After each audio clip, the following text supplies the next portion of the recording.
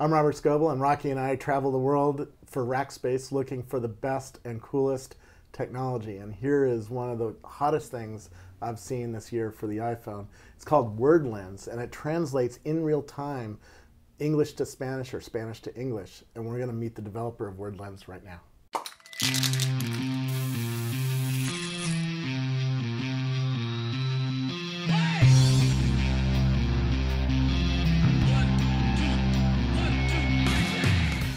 Who are you? I'm Otavio Good. I started a company called Quest Visual. We made an app called Word Lens. I made the app because I was traveling in a foreign country and I was in a bookstore and I couldn't read anything, and I thought maybe I can make my cell phone read this. So I decided to try making a translator. And that was, what, about 2 years ago? Yeah, it was about 2.5 years ago in Germany. Yeah. And so today, I mean, Twitter lit up when you released your app. Everybody's like, "Oh my, this is magic!" You know, because you point your camera at a book or a magazine or a sign, and it just it takes the words and puts in the Spanish equivalent, right? Or the other way around. It takes the Spanish word that's on the sign and puts in the English equivalent. To me, that's magic. The magic comes out of the video translation, and I think that's something that no one else has done yet. And I think we took that approach because it's the most useful way to translate. It was about the user experience. So, you know, everything that we did was trying to get a better user experience, and that's why we don't use the network for this. So you don't have roaming fees. It still works in a subway, and it all works on the phone. It works in real time. So you pull your phone out of your pocket and you get the translation right there. You don't even have to take a snapshot. And I think that really, you know, it makes it fun to use even. Instead of just usable, it's fun to use. Yeah. One thing I look for is how the ratings are on the App Store on iTunes. And your ratings are like either 5-star because they're bought into the magic, or like 1-star because it's like, oh, it didn't work for my word, or it didn't work on my magazine cover, or whatnot. What's the difficulty here? And maybe we can go into some of the technology and how that actually works. Right. Well, just to start with, there's two things that people don't like about the ratings. One is the pricing structure, but the other one is that it doesn't always work.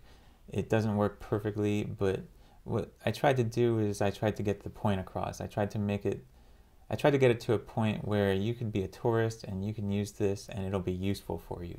Even if it maybe flickers a little bit, maybe it throws a wrong translation at you every once in a while, maybe you even have to think every once in a while, it's useful. And, you know, the kind of things that make it useful are if you go to a restaurant and you don't have to get the translation perfect, but if you can just see chicken, tomato, basil, well, that sounds like something I'll eat. So that's what we were going for, trying to get signs, trying to get restaurant menus, things that tourists would use. Some of the bad reviews, you never know what people are going to point this at. They might point it at some fine print written in a crazy font or something like that. Fine print is a little bit of a problem because the camera can't get focus, and if the camera can't get focus, it's hard for the computer to read blurry text. So yeah, there are problems. This is version 1. I think that both the hardware and the software are going to get better, and I think it'll be, you know, really exciting when it does, and we'll be able to get more languages in there, and, you know, I think this will be a really useful tool, and I think in a couple of years a lot of tourists are going to use this. Give me the book because I need a visual aid. Yeah. So when it sees a word like this, what is the technology actually doing to replace that word with a virtual equivalent? So the first step here is to find where the text is in the scene, because you might have a computer in the background, you might have some trees in the background, who knows. So the first step is to find the text. You know, find each letter. It goes through letter by letter trying to read what each one is. It puts them into lines of text and then tries to, you know, look those things up in a dictionary. And every step of the way is kind of fuzzy. It's never quite sure of anything until the end when it decides, okay, I'm going to take my best guess and put this on here. The whole process is kind of fuzzy. It's not sure of anything, and at the end it just has to make its best guess and say, this is the word that I think it is. And because of that best guess system, sometimes it does make mistakes. And that's part of the nature of the problem, because these fonts are really strange sometimes. You never know what kind of design elements are going to be in your text. There might be a big font next to a small font. All kinds of crazy stuff happens in text that humans make that was never intended to be read by computers. I noticed that when I used it on People magazine, on the cover, some fonts that were colored didn't work, but the standard black and white, really clear ones worked very well. Yeah, and so a cover of a magazine is a good example of where design will start failing the computer, because on the cover of something like that, you'll have a person in the background of the text, and it might see that person's eyes and think that those are two O's, and that's right in the middle of the text. And covers do that a lot. Like Sports Illustrated is going to have some basketball players in the background. It's going to see all the crowd and think that that's text or something like that. So it doesn't work on everything. I've done my best to try to filter that stuff out, but one of the reviews that I got on the internet, somebody pointed it at one of these lolcats images, and it was just never meant to read text with cats in the background with misspelled text.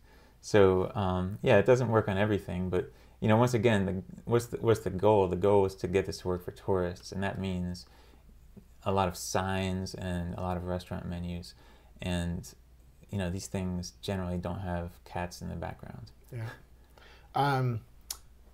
The technology, what's the gating factor on the phone? Because I imagine you're pushing the phone's technology further than any app, maybe other than a video game, is pushing it. What do you hope that Steve Jobs puts into the next iPhone to make your app even better, or make it possible to make it better? Yeah, it turns out my background is in video games. I've done video games for game systems like Xbox 360 and PlayStation 3, so I'm good at making graphics go fast. And this whole program is a big speed quality trade-off. If you gave me a supercomputer, this thing would be running much better than it is.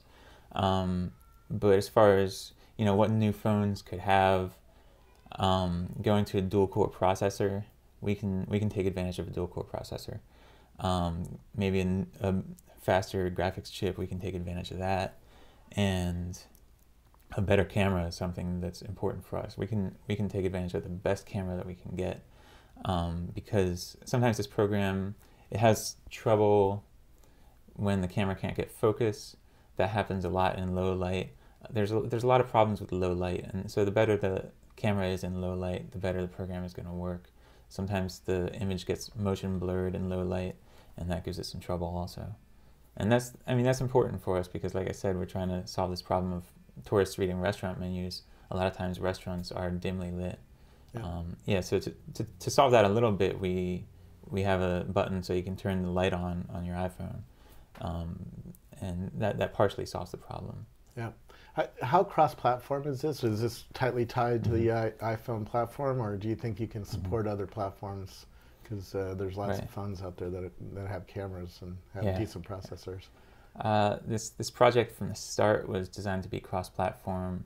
The code base, the core of the code is cross-platform, and it's just the kind of user interface elements that are specific to the iPhone. I think that we can take this to other platforms reasonably quickly. Right now there's only 2 of us, so I have to hire somebody else to handle that. But I think it's something that we can do pretty quickly, and we definitely intend to do that. Tell me about the pricing model. How did you come up with that? So the reason why I split up the 2 directions is because sometimes I can't do both directions. Like I said, I might be able to get English to Korean going a lot sooner than I can get Korean going to English. We wanted people to be able to try out the technology as much as they could before they go paying money for it, because it's not perfect, and we want people to be happy with it. We want people to download it, try it out, say, okay, this is actually working, this is reading what I want it to read, or maybe it's not working, in which case they shouldn't buy it, right? So that was the thinking behind having this free thing that you can download, try out the technology, and then download these language packs one at a time. How are things going? How are things going? It's only a week, so not even a week yet. So. Things are going crazy. when we released the video, I didn't even give a go ahead. The people that I was working with on this just started posting it to their Facebook.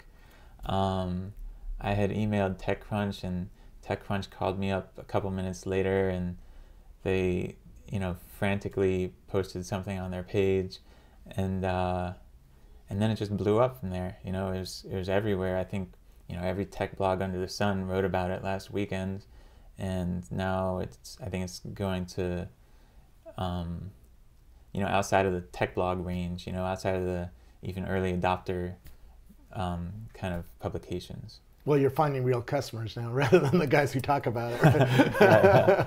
Yeah. But yeah, it was really exciting. We were the number 4 top trending topic on Twitter, and we jumped to the top of the ranks in the App Store. We got 2 million YouTube hits in the first few days. So and overall the response has been positive. You never know if people are going to get out the app and point it at something that doesn't work, but for the most part it seems like it's working for people, and I think that the general response on the internet is positive. Cool. And it's really exciting because I've worked on this for 2.5 years now, and my friend John that's working with me, he worked on it for a year now, and we love to program, and we really just hope that people like this, and it seems like people are liking it, so it's incredibly exciting for me. Very cool. What was the hardest part technically to do on this? I'd say this is one of the, this is the most technically challenging project I've ever worked on. And the hardest part was just that this iPhone, it's not as fast as your desktop computer. I had to just do every trick that I had to speed this thing up. I'm writing in assembly language and using the multimedia processor, just trying to do everything that I can do to speed this thing up. And even the thing that got released, it's a little bit choppy as far as the frame rate goes. There's still some improvements that can be done. They just take a little bit of time, and I'll get to them. But yeah, that was the hard part, is just making this thing fast. I spent a year and a half now just trying to make this thing faster. Yeah. Well, it's great to meet somebody who actually puts real technology. We talk to so many companies that are doing like a website that, there's some technology there, but not assembler, and not trying to do something really bleeding edge that pushes us forward. Yeah. It's really a privilege to talk to you on that behalf.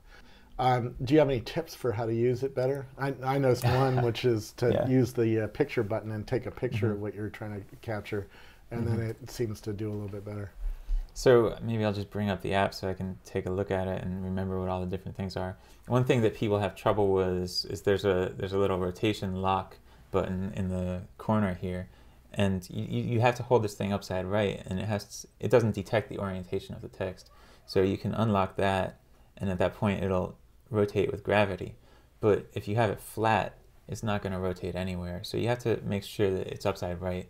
That's one of the critical things that people miss.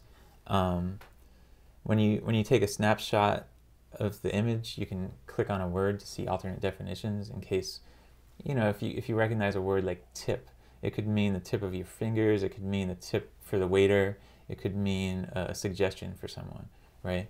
So that's helpful there. For reading very small text, there's a zoom feature, and that helps with the camera just getting focus.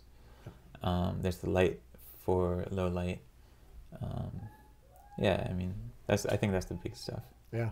Do you watch other augmented reality apps, and are you studying what else is going on in this world of putting virtual images on top of the real world? What's interesting about augmented reality is just there's information out there in the world, and you don't have it all in your head.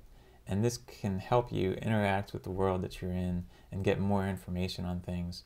Maybe just make things more useful to you. One thing that we were thinking about doing with this app that we think might be cool is to have it so that you can click on a word and maybe look it up on Wikipedia, even if it's in the same language that you're dealing with. Sometimes I go to a restaurant and I don't know what this ingredient is on the menu, and if I could just click on this and do it, maybe a search or look it up on Wikipedia or something, I think that would be really valuable. So I guess I think of augmented reality as just a way of getting more information about the world that you're in. Very cool. Well, thanks so much for coming out and talking to me about it, and can't wait to see what you do next, because it's like the future arrived. So thank you so much. Yeah.